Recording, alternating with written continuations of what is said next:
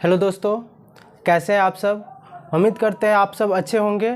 स्वागत है आपका अपना यूट्यूब चैनल ज्ञान तुलसी पे। तो आज मैं फिर एक चैप्टर वर्णमाला से आगे बढ़ेंगे। हम लोग पिछले वीडियो में स्वर वर्ण पढ़ लिया था। वर्णमाला का आज क्लास तीसरा चलेगा। इससे पहले 2 क्लास हो चुकी है।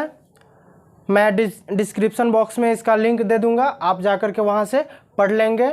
इससे पीछे जितने भी हिंदी का क्लास हुई है, आप जाकर के सारा का प्लेलिस्ट बना हुआ है, आप वहाँ से पढ़ सकते हैं। आज हम लोग वर्णमाला का आज क्लास ये तीसरा है।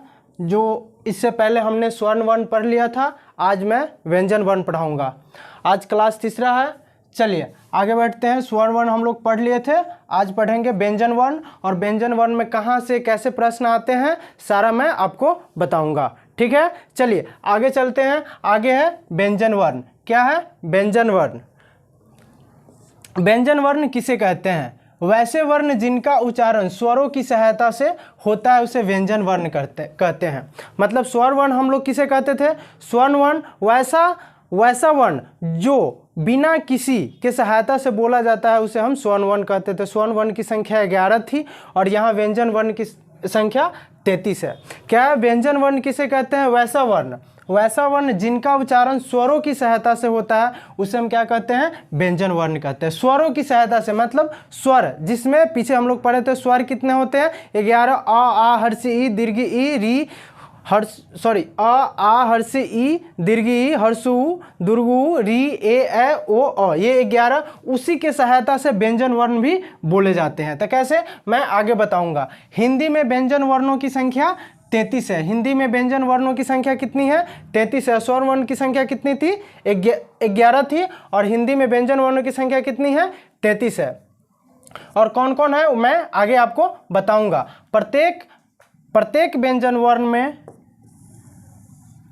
व्यंजन वर्ण के उच्चारण में अ की ध्वनि छुपी होती है। प्रत्येक व्यंजन वर्ण के उच्चारण में अ की ध्वनि छुपी होती है। ध्यान दीजिएगा, वैसे व्यंजन वर्ण जिनका उच्चारण स्वरों की सहायता से होती है उसे हम क्या कहते हैं? व्यंजन वर्ण कहते हैं। हिंदी में व्यंजन वर्णों की संख्या 33 है।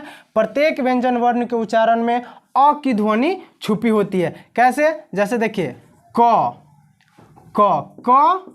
प्लस अ, इसमें क्या क, जैसे पढ़ते हैं क, मतलब इसमें अ की ध्वनि छुपी रहती है। तो ये अ क्या है? ये अ जो है स्वर वर्ण है। ये अ क्या है? स्वर्ण वर्ण है। मतलब जिनका उच्चारण स्वरों की सहायता से हो। मतलब क का उच्चारण किसके सहायता से होता है? स्वर की सहायता से होता है, उसे हम क्या कहते हैं? व्यंजन वर्ण कहते हैं। उम्मीद करते हैं समझ में आ गया होगा। आगे प्रश्न आते एग्जाम में कि हिंदी में व्यंजन वर्णों की संख्या कितनी है। तो हिंदी में व्यंजन वर्णों की संख्या कितनी है? 33 है। हिंदी में व्यंजन वर्णों की संख्या कितनी है? 33 है। ये एग्जाम में प्रश्न आते हैं। आगे बढ़ेंगे। प्रत्येक व्यंजन वर्ण के उच्चारण में अ की ध्वनि छुपी रहती है। आगे है व्यंजन वर्ण के कितने भेद होते हैं? तो व्यंजन वर्ण के 3 भेद होते हैं। व्यंजन वर्ण के कितने भेद होते हैं? तो व्यंजन वर्ण के 3 भेद होते हैं। व्यंजन वर्ण के 3 भेद होते हैं। कौन कौन से? स्पर्श व्यंजन, अंतःस्थ व्यंजन और उष्ण व्यंजन। स्पर्श व्यंजन, अंतःस्थ व्यंजन और उष्ण व्यंजन। व्यंजन वर्ण के कितने भेद होते हैं? तो व्यंजन वर्ण का 3 भेद होते हैं। व्यंजन वर्ण को स्पर्श व्यंजन, अंतःस्थ व्यंजन और उष्ण व्यंजन। आगे है स्पर्श व्यंजन। स्पर्श व्यंजन वैसे व्यंजन जो मुख के विभिन्न भागों के स्पर्श से बोले जाते हैं। वैसा व्यंजन जो मुख के विभिन्न भागों के स्पर्श से बोले जाते हैं स्पर्श व्यंजन कहलाता है। वैसा व्यंजन जो मुख के विभिन्न भागों के स्पर्श से बोला जाता है उसे हम क्या कहते हैं? स्पर्श व्यंजन कहते हैं। कैसे? जो मैं आपको आगे बताऊंगा। फिर से मैं एक बार बताता हूं कि स्पर्श व्यंजन किसे कहते हैं। वैसा व्यंजन जो मुख के विभिन्न भागों के स्पर्श से बोला जाता है उसे हम क्या कहते हैं? स्पर्श व्यंजन कहते हैं। आगे है हिंदी में स्पर्श व्यंजनों की संख्या कितनी है? तो स्पर्श व्यंजनों की कुल संख्या कितनी है? 25। स्पर्श व्यंजनों की कुल संख्या कितनी है? 25। स्पर्श व्यंजन किसे कहते हैं? यहाँ देखिए, वैसे व्यंजन जो मुख के विभिन्न भागों के स्पर्श से बोले जाते हैं उसे क्या कहते हैं? हम स्पर्श व्यंजन कहते हैं। स्पर्श व्यंजनों की कुल संख्या कितनी है? 25। स्पर्श व्यंजनों की कुल संख्या कितनी है? 25। आगे है, इन्हें 5 वर्गों में वर्गीकृत किया गया है जिनका विवरण अग्रलिखित है। अब देखिए मेरे दोस्तों, यहाँ स्पर्श व्यंजन की संख्या हो गई 25, बाकी रह गया टोटल व्यंजन वर्णों की संख्या कितनी है, तो 33, जिसमें से स्पर्श व्यंजन की संख्या कितनी हो गई, 25। तो इधर रह गया 8, मतलब 8 इधर बच गया, बाकी बात 25 कौन सा हो गया, स्पर्श व्यंजन हो गया। स्पर्श व्यंजन की संख्या 25 है। आगे इनके वर्गों में वर्गीकृत किया गया, कैसे, जैसे मैं आगे बताता हूं। देखिए, क वर्ग, च वर्ग। अब देखिए क वर्ग, मतलब क वर्ग का मतलब क्या होता है, मतलब पूरा लिखेंगे क, ख, ग, घ, अंग, इसे क्या कहते हैं, पूरा क वर्ग, मतलब क का जितना वर्ग है उसको क्या कहते हैं, क वर्ग। च वर्ग का मतलब क्या होता है कि यहाँ पे लिख देंगे च वर्ग, मतलब च छ ज झ, च छ ज झ य, ठीक है। तो इसे कहते हैं हम च वर्ग, मतलब वर्गों में वर्गीकृत किया गया। तो स्पर्श व्यंजन को क्या किया गया, वर्गों में वर्गीकृत किया गया।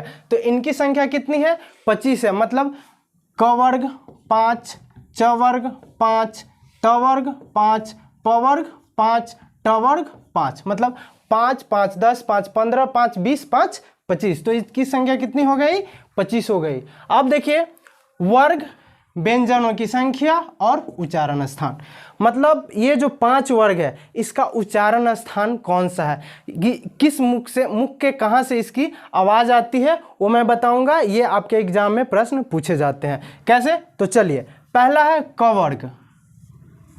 क वर्ग, क वर्ग की संख्या कितनी है, तो 5। क ख ग की संख्या कितनी है, 5, और इसका उच्चारण स्थान क्या है, कंठ। जैसे आप बोलिए क, कंठ से बोलेंगे, ख, कंठ से आवाज आती है, ग, घ, मतलब अंग, पूरा कंठ से आवाज आती है। तो क वर्ग की 5 और इसकी उच्चारण स्थान क्या होता है, कंठ।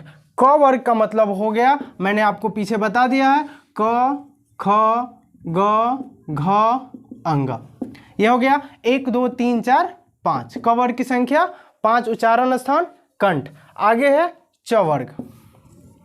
च वर्ग की भी संख्या 5 है और इसका उच्चारण स्थान क्या है, तालु है। च वर्ग का संख्या 5 और इसका उच्चारण स्थान तालु। जैसे पढ़िए च, छ, ज, झ, य, मतलब आप पढ़िए वो समझ में आ जाएगा, ठीक है। आगे है ट वर्ग।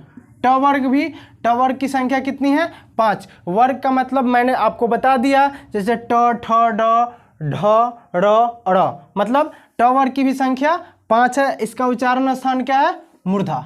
इसका उच्चारण स्थान क्या है, मूर्धा। त वर्ग, त वर्ग की संख्या भी 5 है। इसका उच्चारण क्या है, दांत।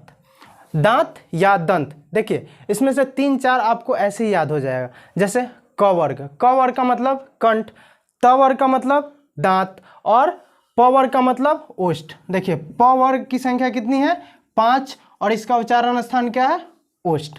मतलब त वर्ग, प वर्ग और क वर्ग, ये 3 आपको याद हो गया, ये 3 याद हो गया तो 2 तो ऑटोमेटिक याद हो जाएगा। फिर से मैं बता देता हूँ, क वर्ग का उच्चारण स्थान कंठ होता है, च वर्ग का उच्चारण स्थान तालु होता है, ट वर्ग का उच्चारण स्थान मूर्धा होता है, त वर्ग का उच्चारण स्थान दांत होता है और प वर्ग का उच्चारण स्थान ओष्ठ होता है। पूरा प फ व पढ़िए, पूरा ओठ से ही बोला जाता है। तो उम्मीद करते ही आप समझ गए होइएगा। आगे है मेरा अंत अस्थ व्यंजन। दूसरा अंत अस्थ व्यंजन। अंत अस्थ व्यंजन, जिन व्यंजन वर्णों का उच्चारण स्थान, जिन व्यंजनों का उच्चारण जीभ, तालु, दांत तथा ओष्ठ के परस्पर स्पर्श से होता है किंतु पूर्ण स्पर्श नहीं होता है। मतलब जिन व्यंजन वर्णों का उच्चारण जीभ, तालु, दांत तथा ओष्ठ के परस्पर उच्चारण से होता है, परस्पर स्पर्श से होता है परंतु पूर्ण स्पर्श नहीं होता है, उसे हम क्या कहते हैं, अंत अस्थ व्यंजन कहते हैं। जैसे उदाहरण में है य, र, ल, व, 4।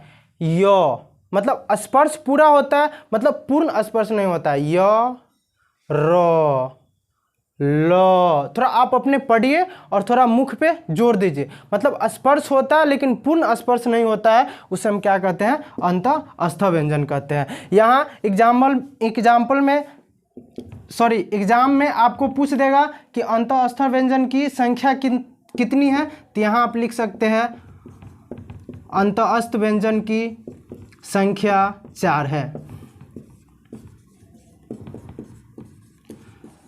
अंतःस्थ व्यंजन की संख्या कितनी है, तो 4।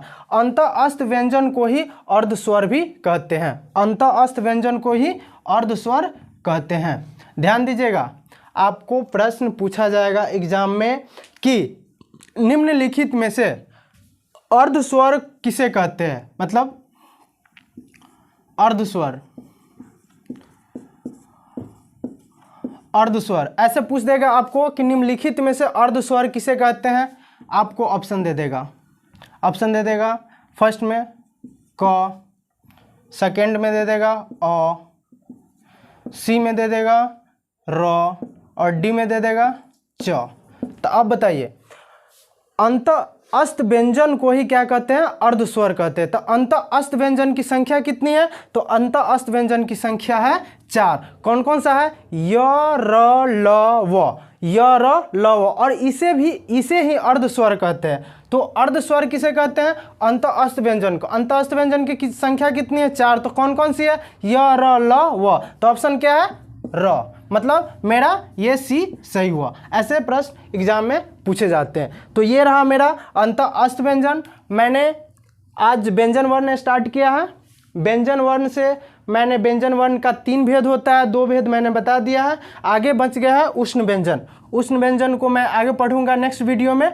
तब तक के लिए मैंने यहाँ पे बता दिया है। अब प्रश्न कहाँ कहाँ से कैसे आते हैं एग्जाम में, मैं वो बताता हूँ। आगे एग्जाम में प्रश्न ऐसे आते हैं कि व्यंजन वर्णों की कुल संख्या कितनी है, व्यंजन वर्णों की कुल संख्या कितनी है। तो आप लोग यहाँ देख लीजिए, व्यंजन वर्णों की कुल संख्या 33 है। आगे एग्जाम में ऐसे प्रश्न आते हैं कि व्यंजन वर्ण कितने प्रकार के होते हैं, तो व्यंजन वर्ण का प्रकार कितना है, मतलब 3 प्रकार है। व्यंजन वर्ण का प्रकार ऑप्शन दे देगा 1 2 3 4, मतलब जैसे 3, 1 2 3 करके 1 2 3, ऐसे हिंदी में आपको भी लिख देगा 1 2 3 ABC करके ये लिख देगा। तो ये हुआ स्पर्श व्यंजन, अंतःस्थ व्यंजन और उष्ण व्यंजन।